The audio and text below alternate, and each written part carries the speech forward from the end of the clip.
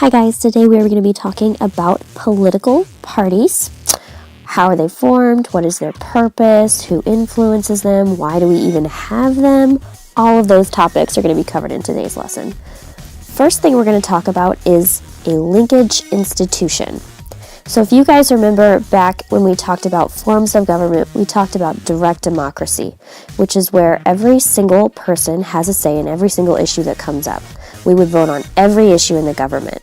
That really only works in small groups, right? So we have a representative government. We vote for representatives who are then supposed to vote in a way that helps out their constituents. But how are we supposed to tell our representatives what we want? Well, that's the job of organizations called linkage institutions. And the word linkage is just connection, right? So how do we connect to our representatives? It's through these linkage institutions. They bring our concerns to policymakers and they decide what will be dealt with and how. And there's a lot of different types of linkage institutions. These can be political parties, or they could just be elections, interest groups, or even the media. So first up are political parties, and this will be kind of the focus of today's lesson. Political parties are actually really important because these are organizations whose goal it is to gain control of the running of the government. As linkage institutions, political parties nominate candidates for political office, they run campaigns, they inform voters, and they create policies. Joining a political party is actually really easy. In order to belong to one, you don't need to pay dues or pass a test. All you have to do is just say you're a member of that party. For example, I'm a Democrat, or I'm a Republican, or I'm in the Green Party. Whatever it is you feel, joining that political party takes no effort at all. When you register to vote, you're usually asked to choose a party delegation, and you don't have to choose one. You can always just choose to be an independent or say you're not affiliated with that party. Political parties may seem frustrating at times, but they actually have a lot of really important functions. For starters, they nominate candidates to run for office. They also give their seal of approval to certain candidates, so you can be sure that the candidate representing your party is going to vote and select issues that align with your party's ideas. They are also the watchdogs, so the party in power doesn't get out of hand, right? The party out of power is going to argue with the party in power and make sure that things come as close to the center as possible. Another function of political parties is government business. They conduct the business of the government. Everybody in the government is in some sort of political party. Some people may choose to be independent, but they are going to also participate in choosing issues to focus on and choosing to create bills and policies that reflect their feelings on those issues. Nothing in government would happen without people in political parties. Another key function is the informal stimulator, and what this means is they inform and stimulate interest through campaigns, rallies, and conventions.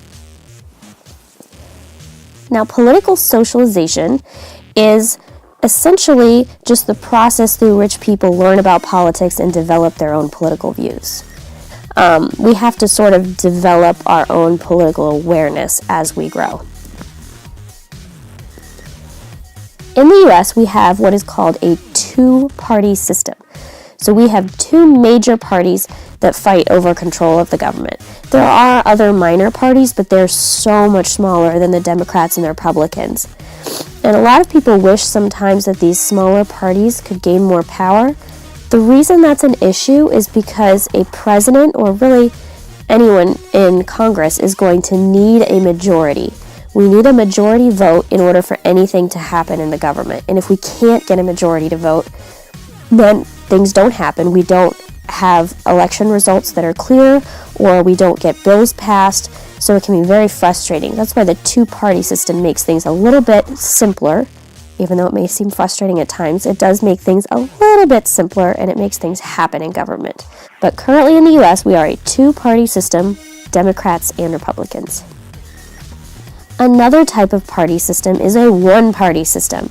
This is where only one party is allowed to exist and there's no political choice. So if you think only having two is bad, one party is really going to narrow down your options.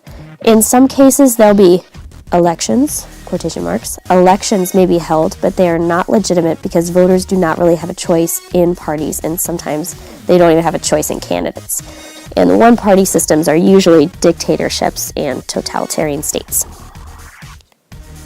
Another type of party system is a multi-party system, and that's where there's lots and lots of political parties.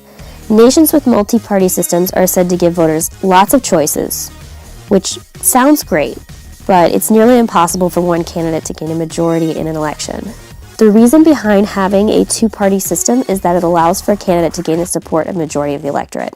So when we have just Democrats and just Republicans, it's much easier for any candidate to get the majority vote that they need in order to become president.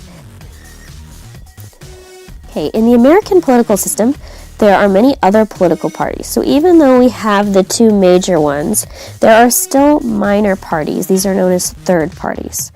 Now, minor parties are those that are not one of the major parties in the system, but they also run candidates for office. Now, I will tell you that though minor parties do gain a lot of attention, no one has ever become president after running from a third party, okay? It's always either a Democrat or Republican because they're able to gain the majority. Minor parties are also called third parties, have been successful in winning local and state elections and even a few congressional elections. So they do have a role in government. They are represented here by the unicorn. Some more commonly known minor parties are the Green Party, the Libertarian Party, there's also the Tea Party, haha.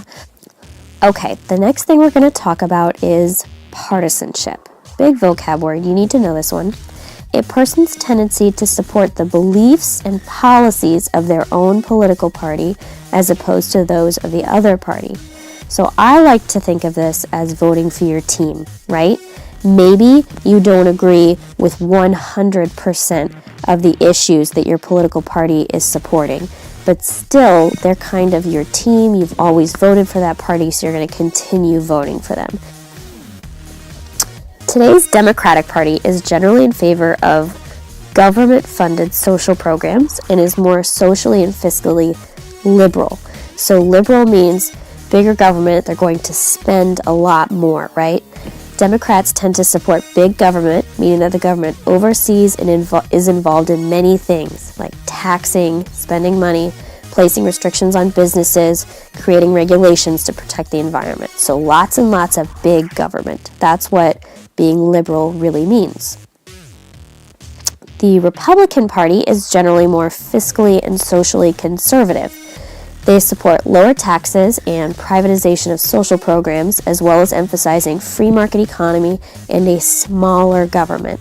So basically, the general idea of the Republican Party is that the government should stay out of your business and business is business.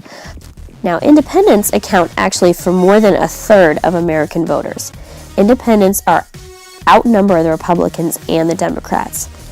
A voter who is registered as an independent is not a member of either major party.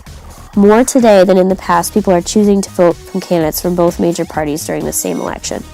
Many people, however, even if they do not select a party to affiliate with, will generally lean in one direction or the other when selecting who to vote for.